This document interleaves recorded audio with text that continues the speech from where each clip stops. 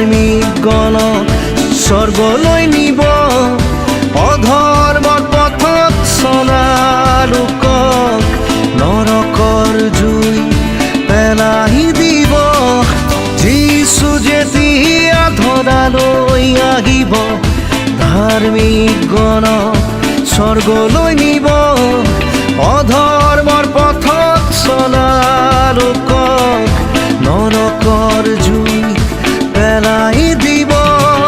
পাপীৰ দ্বিতীয় মৃত্যু আত্মাত ঘটিব, অনন্তকাল নৰকত থাকিব। মহান ত্ৰাণকৰ্তা প্ৰভু যীশু খ্ৰীষ্টৰ নামত আপোনাক অভিনন্দন। পবিত্ৰ বাইবেলৰ যোহানে লিখা শুভবাৰ্তা 17 অধ্যায় 6 পদত আমি এইদৰে পঢ়িবলৈ পাওঁ, তুমি এই জগতৰ মাজৰ পৰা যিবিলাক মানুহক মোক দিলা, সেইবিলাকৰ আগত মই তোমাৰ নাম প্ৰকাশ কৰিলোঁ। তেওঁবিলাক তোমাৰেই আছিল, তুমি তেওঁবিলাকক মোক দিলা আৰু তেওঁবিলাকে তোমাৰ বাক্য পালন কৰিলে। প্ৰভু যীশুৱে প্ৰাৰ্থনাত ঈশ্বৰৰ আগত এই বাক্য কৈ আছে, প্ৰভু ঈশ্বৰৰ নাম শিষ্যবিলাকৰ আগত প্ৰকাশ কৰিলে। আৰু ঈশ্বৰৰ বাক্যত নামৰ অৰ্থ হৈছে ব্যক্তিত্ব, গুণ আৰু চৰিত্ৰ।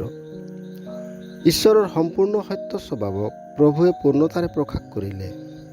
পিতৃ ঈশ্বৰে শিষ্যবিলাকক এই পাপ ভৰা জগত আৰু অবিশ্বাসী মানুহৰ পৰা পৃথক কৰি প্ৰভু যীশুৰ হাতত সদাই দিলে, অৰ্থাৎ তেওঁবিলাক এতিয়া প্ৰভুৰ হয়।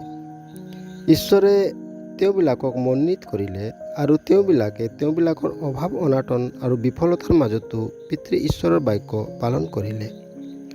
ঠিক সেইদৰে আজিও যিকোনোৱে প্ৰভু যীশুক বিশ্বাস কৰে, তেওঁ শুভবাৰ্তাৰ দ্বাৰা ঈশ্বৰৰ পৰিচয় পায়, কিয়নো প্ৰভু যীশুত ঈশ্বৰৰ পূৰ্ণতা নিবাস কৰে।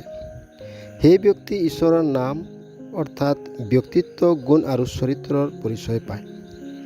এতিয়া তেওঁ প্ৰভুৰ হৈ পৰে, তেওঁ পৰিত্ৰাণ পায় আৰু সদা সৰ্বদাৰ বাবে ঈশ্বৰৰ সন্তান বুলি আখ্যাত হয়। প্ৰভু যীশুক বিশ্বাস কৰি ঈশ্বৰৰ সন্তান হ'বলৈ ঈশ্বৰে আপোনাকো সহায় কৰক।